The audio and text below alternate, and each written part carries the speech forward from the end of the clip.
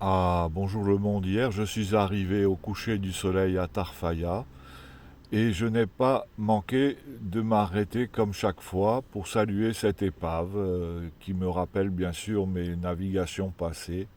Et chaque épave pour moi quelque chose de poignant, c'est une sépulture de navire et cela mérite une petite ritournelle. Et quand viennent les bateaux, on les prend pour des oiseaux, dans le ciel toujours plus beau de mon pays.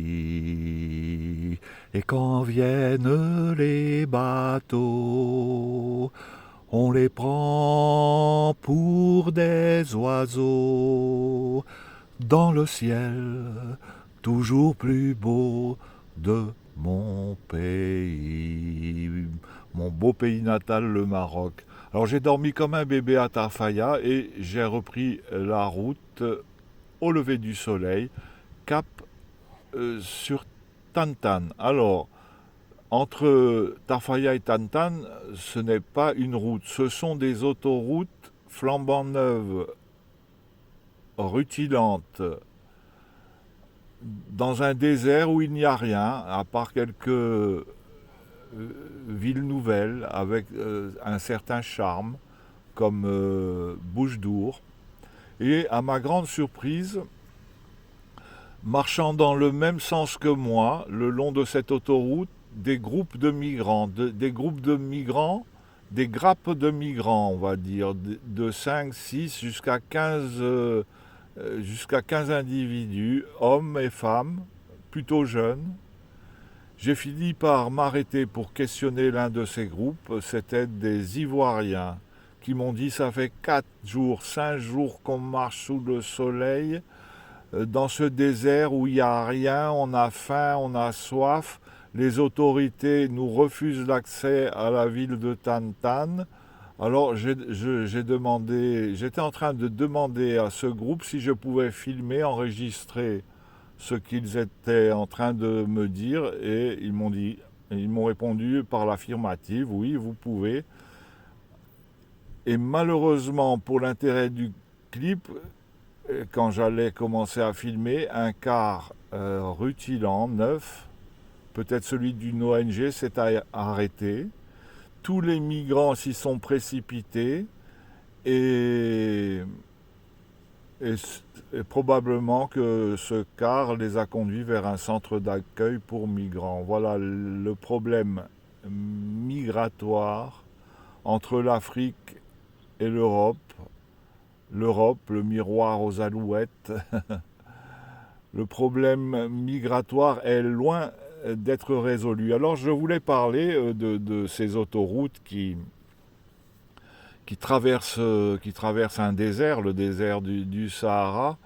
Alors l'histoire de ce Sahara commence en 1975. En 1975, l'Espagne manifeste son désir de quitter ce Sahara espagnol qu'elle occupait depuis 1860.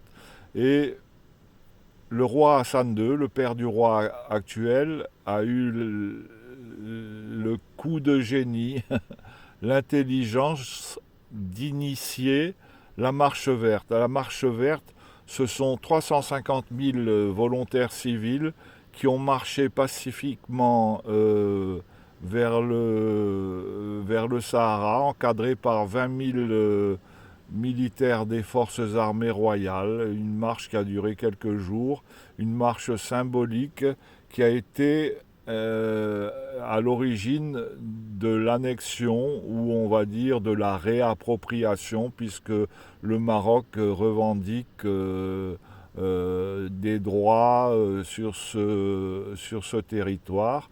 Donc la réappropriation par le Maroc du Sahara espagnol aux grandes dames de l'Algérie et du Front Polisario.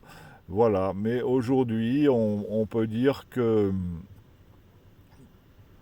ce Sahara fait partie intégrante du Maroc, du royaume alaouite, comme je disais hier. Et je pense qu'on devrait donner à cette région comme nom le nom du roi Hassan II. Voilà.